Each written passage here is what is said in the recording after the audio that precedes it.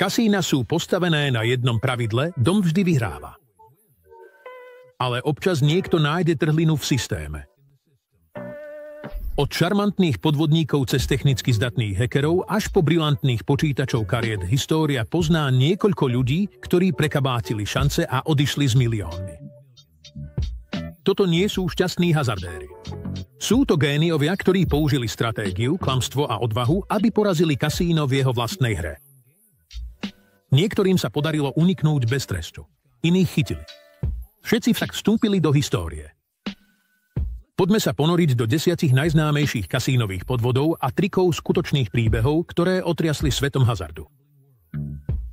Jednotka. Myth Blackjack Team pre kabátenie kasína pomocou matematiky. Pravdepodobne najikonickejší príbeh v histórii kasínových podvodov, hoci nebol nelegálny. Stratégia Myth Blackjack Teamu bola skôr geniálna než podvodná. V 80. a 90. rokoch vytvorila skupina brilantných študentov z Massachusetts Institute of Technology a ďalších prestížnych škôl operáciu počítania kariet, ktorá spôsobila rozruch v Las Vegas. Používali prepracované tímové stratégie, jeden člen počítal karty a dával signál ostatným, kedy majú vstúpiť do hry a staviť vo veľkom. Ich metódy boli vysoko organizované, takmer vojensky presné s tréningovými stretnutiami, ručnými signálmi a dokonca aj s prevlekmi. Počas rokov zarobili milióny v kasínach po celom svete. Aj keď počítanie kariet nie je nelegálne, kasína to považujú za podvod a nakoniec proti tomu zakročili pomocou softvéru na rozpoznávanie tvári a sprísnenej bezpečnosti. Teen Myth sa pod tlakom rozpadol, no ich príbeh sa stal legendou a inšpiroval knihy a filmy ako Bringing Down the House a 21. Druhé miesto, bratia Rossellíovci, majstri falošného miešania. V 90. rokoch dvaja taliansko-americkí bratia, Dominic a Richard Rossellíovci, využili jeden z najstarších trikov v kartových hrách, podvádzanie pri miešaní kariet. V spolupráci s nečestnými krupiérmi v Atlantic City používali bratia Rossellíovci techniku zvanú falošné miešanie, pri ktorej krupiér predstiera miešanie kariet, ale zachováva poradie výherných kariet predtým. Tým si presne zaznamenal poradie kariet a potom ho pri stole prehrával, takže presne vedeli, kedy staviť vysoké sumy. Ich podvod bol elegantný aj nebezpečný zároveň a za jedinú noc im zarobil takmer $40,000. FBI nakoniec na všetko prišiel, vykonával sledovanie a odpočúvanie, ktoré odhalilo celú operáciu. Bratia boli zatknutí a stali sa ukážkovým príkladom toho, ako aj tie najnenápadnejšie manipulácie môžu byť odhalené pod dohľadom pozorných očí kasína. 3. Organizácia TREN, bezdrôtová komunikácia a výmena kariet. Len málo podvodných operácií bolo také rozsiahle, koordinované a technicky vyspelé ako organizácia TREN. V rokoch 2002 až 2007 táto zločinecká skupina ukradla z kasín po celých Spojených štátoch viac ako $7 miliónov pomocou vnútorných dílerov a bezdrôtovej komunikácie. Ich hlavný trik spočíval v falošnom premiešaní kariet v kombinácii so skrytými slúchadlami. Díleri predstierali premiešanie, aby zachovali poradie kariet, ktoré potom bezdrôtovo odovzdali členom tímu. Keď hráč dostal poradie kariet, v správny moment stavil veľké sumy a kasíno vyčistil. Používali tiež výmenu kariet a triky s rukami, aby manipulovali hry ako mini bacarat. Federálnym úradom trvalo roky, kým ich dostali a ich súdny proces odhalil, aké zraniteľné môžu byť kasína, keď sú do podvodu zapojení aj zamestnanci. 4. Richard Marcus, kráľ rozptýlenia. Richard Marcus nebol len podvodník. Bol to umelec. V 70. a 80. rokoch Marcus vyvinul spôsob podvádzania založený výlučne na rýchlosti, rozptýlení a psychologickej manipulácii. Jeho typický trik, nazývaný Savena, spočíval v tom, že pod menšie žetóny schoval veľký žetón a potom ho v prípade prehry rýchlo a nenápadne vymenil za žetóny s nižšou hodnotou. Ak vyhral, stávku nechal nedotknutú a vybral si veľkú výhru. Marcus trénoval týmy v tejto metóde a roky sa pohyboval po kasínach po celom svete bez toho, aby ho odhalili. Chválil sa tým, že zarobil milióny a jeho úspech dokázal, že s dostatočnou odvahou a presnosťou sa dá poraziť kasíno aj fyzickou manipuláciou so žetónmi. Nakoniec vydal knihu, v ktorej sa priznal k svojim metódam a dnes má zákaz vstupu do takmer každého veľkého kasína na svete. 5. Podvod s posúvaním kociek, ako poraziť craps s presnosťou. V rýchlej hre craps záleží na každom hode. Ale čo ak hod vlastne nie je hodom? Predstavujeme podvod s hodom kockou techniku, pri ktorej hráči namiesto hodu kockou posúvajú kocku, čím manipulujú s výsledkom tým, že zabraňujú pádu jednej kocky. Cieľ. Získať výhodné čísla, ako sú šestky, alebo zabrániť tomu, aby padla sedmička. Je to mimoriadne náročná zručnosť, ktorá si vyžaduje obrovské množstvo tréningu a presného načasovania.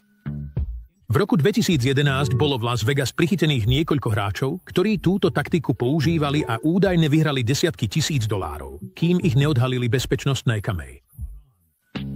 Personál kasína je vyškolený na rozpoznávanie neprirodzených hodov, ale skúsení slidery dokážu splynúť s davom aspoň na určitý čas. Aj keď nevyužíva technológie ani týmy, dice sliding je klasickým príkladom toho, ako sa dá pomocou fyziky a šikovnosti rúk oklamať hra založená na náhode. 6. Podvod v bacarate v kasíne Crown, 33 miliónov dolárov za jednu noc. V tom, čo dodnes patrí medzi najväčšie kasínové podvody všetkých čias, prišlo Crown Casino v Melbourne v Austrálii v roku 2013 o 33 miliónov dolárov počas jedinej noci vďaka internému podvodu, do ktorého bola zapojená špičková sledovacia technika. Vysoký hráč, ktorého sprevádzal človek zvnútra tímu kasínového dohľadu, údajne dostával informácie o kartách v reálnom čase počas súkromnej bacaratovej partie. Podvod využil samotné bezpečnostné kamery kasína, čím obrátil ich bežnú úlohu ochrancov na ruby. Keď si pracovníci kasína všimli nezvyčajné vzorce stávkovania a mimoriadne presné tipy, spustili interné vyšetrovanie. Aj keď podrobnosti zostávajú utajené, vysoký hráč dostal zákaz vstupu a incident bol potichu prepustený. Casino Crown nikdy nezískalo späť celú sumu, čo z tejto udalosti robí jeden z najdrahších bezpečnostných prienikov v histórii hazardu. 7. Hack automatu Light Wand, prelomenie neprelomiteľného. Vo svete moderných kasín sa automaty považujú za takmer nemožné oklamať. Sú poháňané zložitými počítačovými čipmi, generátormi náhodných čísel a majú ochranné, neporušiteľné kryty. No v polovici 2000 rokov našla ruská skupina spôsob, ako zneužiť starý softvér v niektorých starších automatoch. Pomocou ručnej svetelnej paličky, v podstate upraveného telefónu alebo zariadenia, dokázali predpovedať, kedy automat vyplatí výhru. Nahrávali točenie automatu, analyzovali ich vlastným algoritmom a potom načasovali stlačenie tlačidla tak, aby spustili výhru. Ich operátori zasahovali automaty po celej Európe, Ázii aj USA a zarobili milióny, kým na to úrady prišli.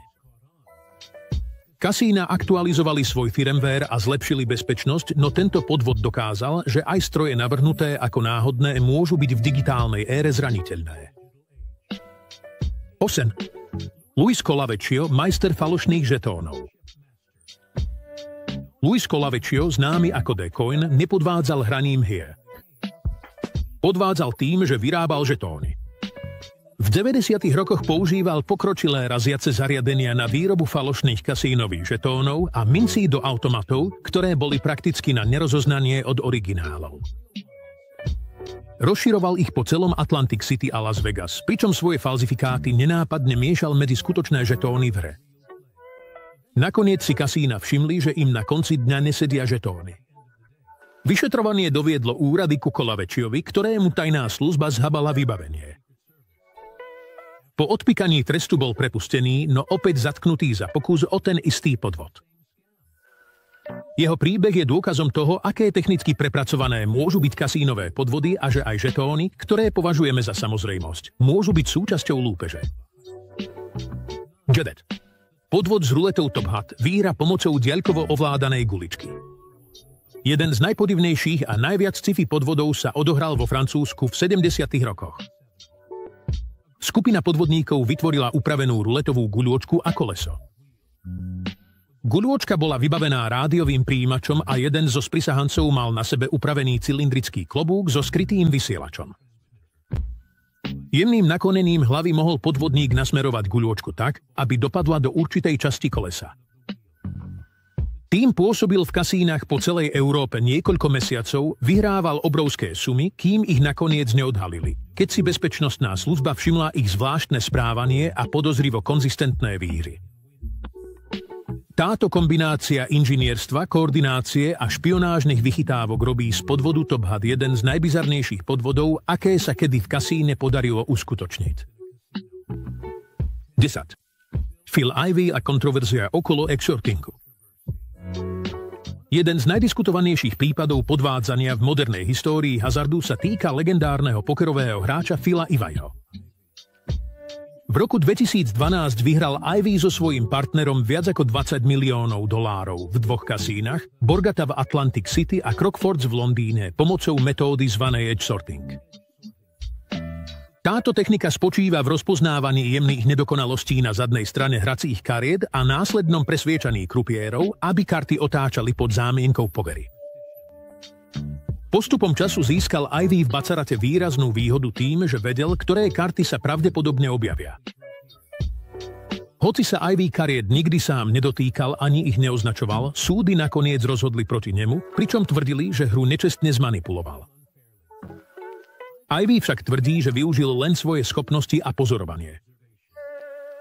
Či to považujete za podvádzanie alebo brilantnú výhodovú hru, tento prípad ukazuje, aká tenká môže byť hranica medzi stratégiou a podvodom. Kasína sú pevnosti pravdepodobnosti a dohľadu, no znova a znova si ľudská kreativita, chamtivosť a technický génius našli spôsob, ako preniknúť cez ich múry.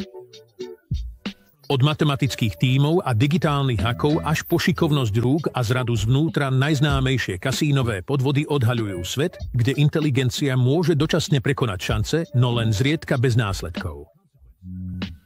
Za každý úspešný podvod ich desiatky zlyhajú. A ako sa technológie vyvíjajú, mení sa aj vojna medzi kasínami a tými, ktorí sa ich snažia poraziť. V tejto vysoko riskantnej hre klamstva dom vždy nevyhráva, ale nikdy nezabúda.